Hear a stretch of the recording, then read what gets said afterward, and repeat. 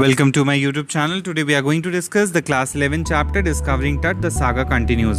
इस चैप्टर की बात की जाए तो एक हिस्टोरिकल चैप्टर है जिसमें किंग टूटनखामन के बारे में बताया गया है. He was the last ruler of a powerful dynasty. यहाँ पे रूलर को वो फैरो बोलते हैं जो कि एक इजिप्शियन रूलर था. अब वो टीनेजर था जब उसकी डेथ हुई और उसकी डेथ काफ़ी मिस्ट्री है. अगर आप हिस्ट्री चैनल पर भी इसके बारे में पता करेंगे तो इसके मम्मी के साथ बहुत बड़ा खजाना निकला था और इसके बारे में बहुत सारे स्पेकुलेशंस किए गए हैं जो कि आज तक सच नहीं हो पाए. तो उसके मर्डर के बारे में जानने के लिए लोग जानना चाहते थे और इजिप्ट में वो काफ़ी सेंचुरीज से उसकी जो मम्मी थी वो बरीड थी. 1922 में हार्वर्ड कार्टर नाम के एक ब्रिटिश आर्कियोलॉजिस्ट ने उसको वहाँ से निकाला था. 80 साल बीत जाने के बाद उस बॉडी का सीटी स्कैन किया गया था ताकि उसके फॉरेंसिक रिकंस्ट्रक्शन किया जाए. फॉरेंसिक एक ब्रांच होता है साइंस का जिसके थ्रू हम जान सकते हैं कि क्या रहा होगा. यहाँ पे बताया गया है टट के फादर या ग्रैंडफादर जो एमेनहॉटेप III थे वो एक बहुत ही पावरफुल रूलर थे और उन्होंने कभी 40 इयर्स के आसपास रूल किया होगा. उनके जो बेटे आए एमेनहॉटेप IV उन्होंने भी अपना strange period of history of Egypt start किया. उन्होंने ये किया था कि उन्होंने सन डिस्क नाम के जो सन गॉड थे एटेन उनको पूजना स्टार्ट किया था और सारे लोगों का नाम एटेन से अटैच करके अपना नाम भी एखेनाटन रख लिया था. और उन्होंने जो उनका कैपिटल सिटी था थेबिस की जगह एखेनाटन कर दिया था, उसका नया नाम नई सिटी में कर दिया था. और उन्होंने आमुन जो कि एक मून गॉड थे उनकी इमेजेस उनके टेम्पल्स को बंद करवा दिया, उन पे अटैक करना स्टार्ट कर दिया.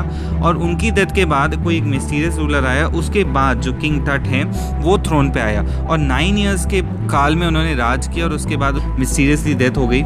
टट की जो मम्मी थी जब वो डिस्कवर हुई तो उसमें सारा गोल्ड का सामान पाया गया और कॉमन डे आइटम्स पाए गए जैसे ब्रॉन्ज के razors, games, clothes, food, wine जो कि वो बरी करते हैं साथ में, क्योंकि इजिप्शियंस ये माना करते थे लाइफ आफ्टर डेथ. उनका ये मानना था कि अगर राजा की डेथ होती है तो राजा अपने साथ वो सारी चीज़ें लेके जाएगा जो उसको नॉर्मल लाइफ में लगती थी ताकि वो नेक्स्ट बर्थ में उसके साथ पैदा हो सके.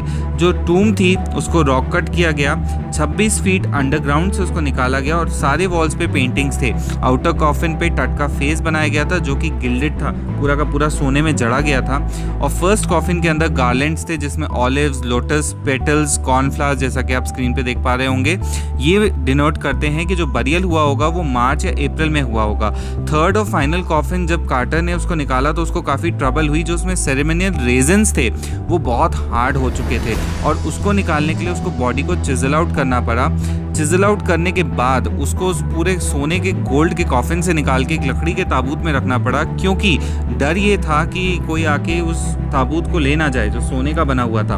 1968 में मम्मी को एक्सरे किया गया और एनाटॉमी प्रोफेसर ने कुछ रिवीलिंग से फैक्ट्स बताए कि उनकी जो ब्रेस्ट बोन थी, जो चेस्ट की बोन होती है, और रिब्स थे वो मिसिंग थे. जनवरी 5, 2009 में टट का सीटी स्कैन किया गया जैसा कि किसी लिविंग इंसान का किया जाता है और एक्सरे में कई सारी इमेजेस आई जो 3 डायमेंशनल थी.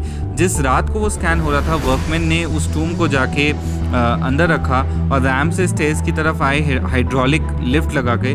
जो स्कैनर था वो कहीं ना कहीं काम करना बंद कर चुका था और उनको फैंस रखने पड़े क्योंकि वहाँ पे बहुत ज़्यादा धूल उड़ रही थी. इजिप्ट एक डेजर्ट एरिया है.